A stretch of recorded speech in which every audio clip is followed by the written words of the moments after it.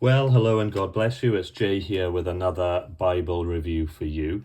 Now, if you like what I'm trying to do here, please remember to like, subscribe, and hit the notification bell because that helps the channel, although I always forget to say it.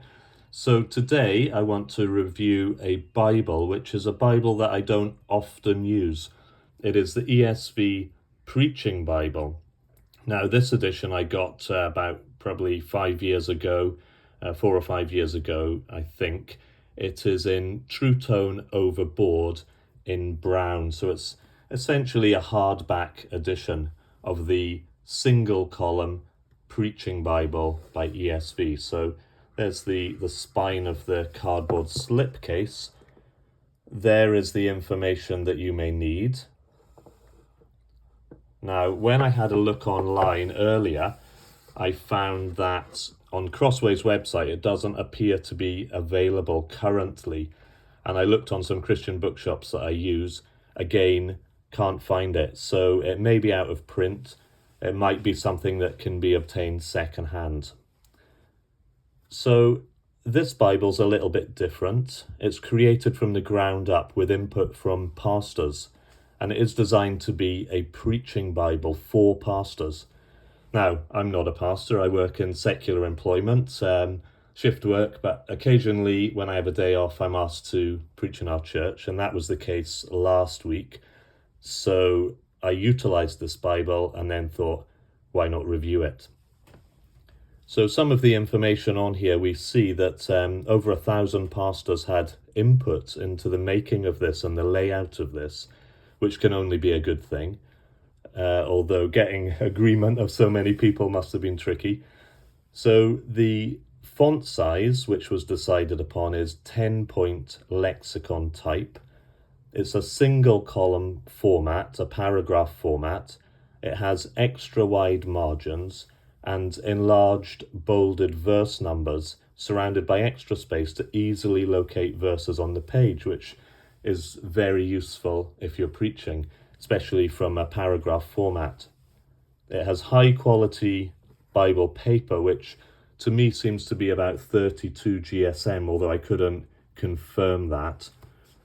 2 ribbon markers, a smyth-sewn binding, Crossway's lifetime guarantee, and the typeset is line match to reduce the show through. So let's look at the Bible itself, which I have here. So I personally do prefer brown to black on a Bible, so I was pleased to get this in a brown True Tone. So the True Tone is a sort of like fake leather, so it's a little bit soft to the touch and you can feel that texture. It has 4 sort of raised spine hubs, gold embossing, the Crossway logo, Holy Bible, gold embossing of the fact that it is True Tone and the ISBN number, so that's something they want to highlight. Then when you open the Bible, well, first of all, let's get the size down on this big guy, because he is a big Bible. It's just under 9.5 inches by 6.5, and the thickness is about 1 3/4. So for me, this is the largest Bible that I would like to preach from, that I was going to carry around with me. Because what I mean by that is when I speak, I'm mobile. I'm not sort of tied to the lectern or the pulpit. So I will be carrying this in my hand. So it needs to be not too heavy or too unwieldy to carry about. And I think this is just at the limit of that for me. So there it is. We've had the sizes. So opening it up, we've got a vinyl paste down liner, bit of cardstock which is shiny and coated, so it would be tricky to write on. You know, if you wrote on that with a Pigma Micro or something, it would smudge. So we got that cardstock. Then we've got presentation page, but it's in the same shiny glossy cardstock, which to choose your pen carefully. Then we have the first title page, Second title page, copyright page. So it's a 2016 text edition. This one was done in 2020 by RRDS, printed in China. Contents. So you'll notice there's no concordance. There's simply a table of weights and measures followed by maps because they don't want to make it unnecessarily thick. No need for concordances and things. Alphabetical order of the books. The preface to the ESV. Now I'm sort of looking at this through the camera lens, and it does appear to have show through, but to the naked eye it really isn't an issue on this Bible. The paper's slightly thicker and it's designed to be written in, so it's not an issue, but that 10-point font with great letting space is very inviting to read, and I'm more prone to read the preface in this layout than I am in the smaller font double column layouts where the preface just isn't as inviting. But it is definitely worth reading, and I'd encourage anyone to read the preface of whatever version you're using. There's a section for the features, which are not many. There are section headings throughout the text, textual footnotes. That's about it. There's a few minor cross-references within the footnotes, perhaps citing the Old Testament passage quoted, etc., in the New Testament. But there's no cross-references, which, you wouldn't expect in a Bible just designed for preaching. It's not a study Bible.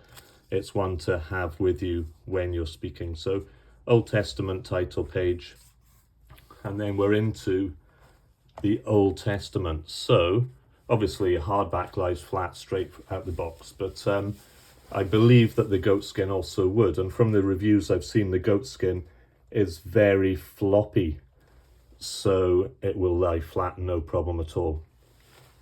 So there we have the single column paragraph layout, and they mention on the features that the verse numbers are extra big and bolded to make it easier to find.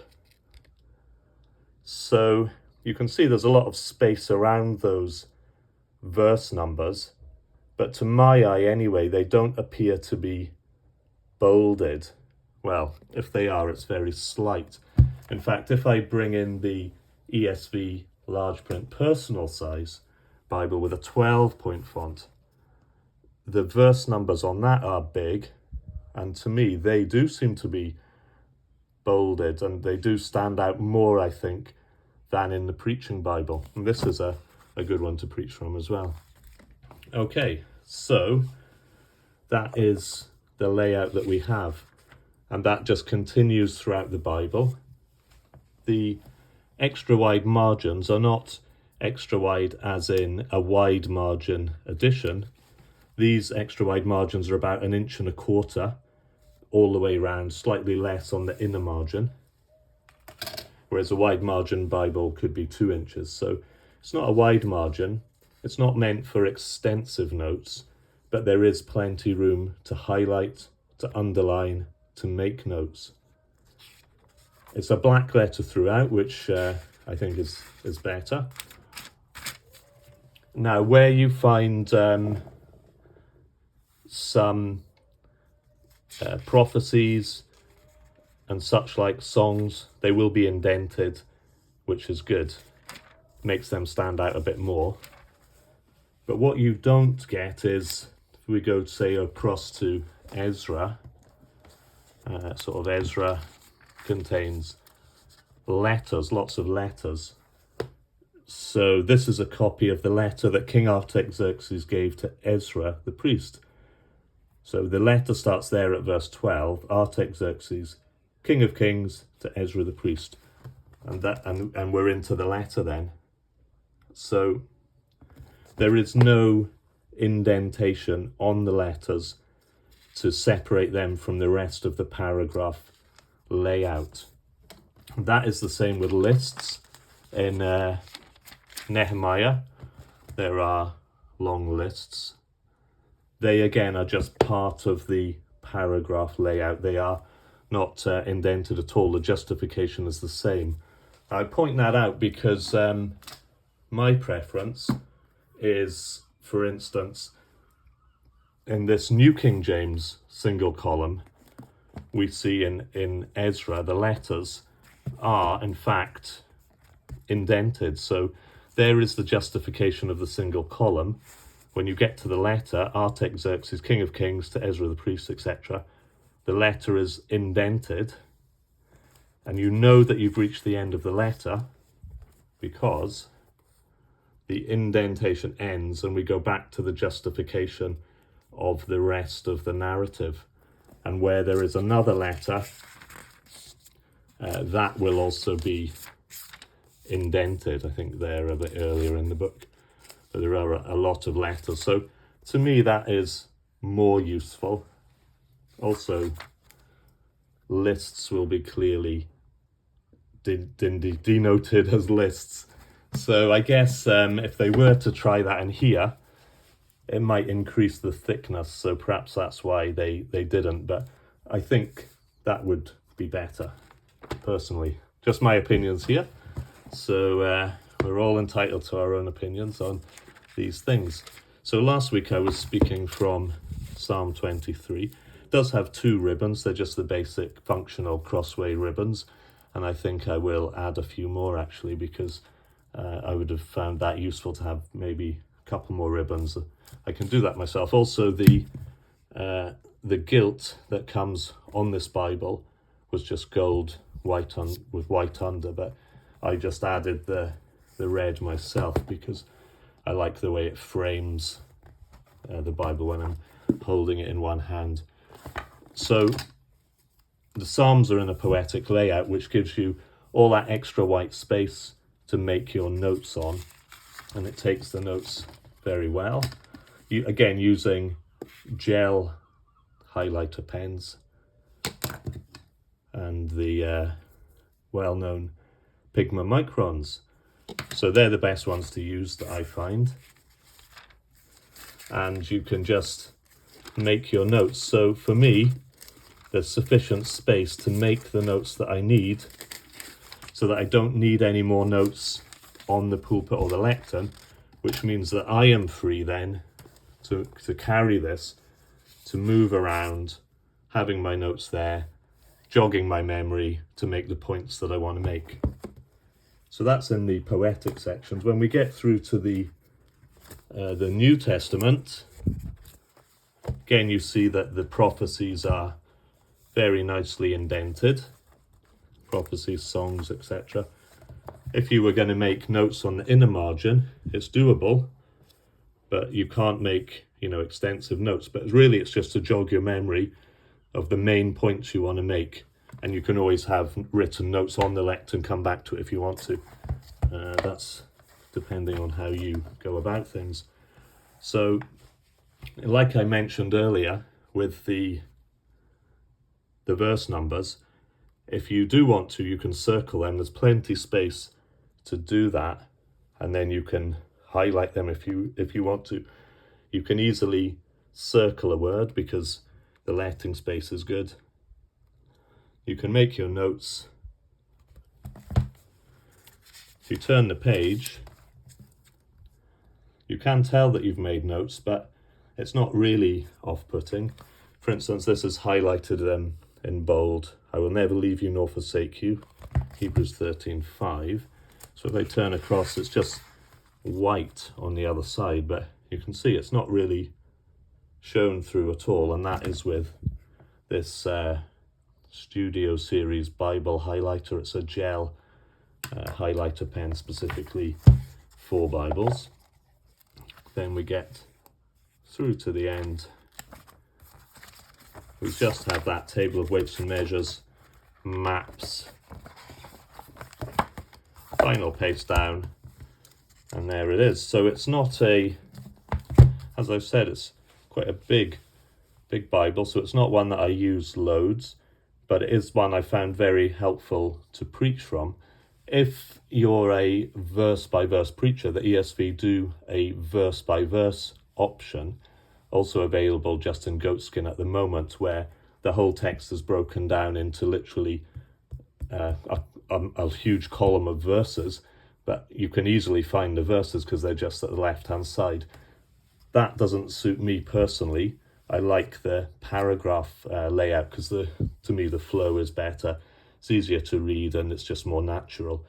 But everyone's different, as I've said, so if that was more your style, that's the option to go for. But if you can get one of these, if you're an occasional preacher, I think the hardback is superior for me personally to a floppy goatskin flopping around in your hand.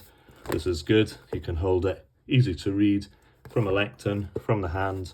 You can make the notes to jog your memory, and it's just great, and it's way cheaper than the goatskin also. So I hope this is helpful, and I hope you have a great day. God bless.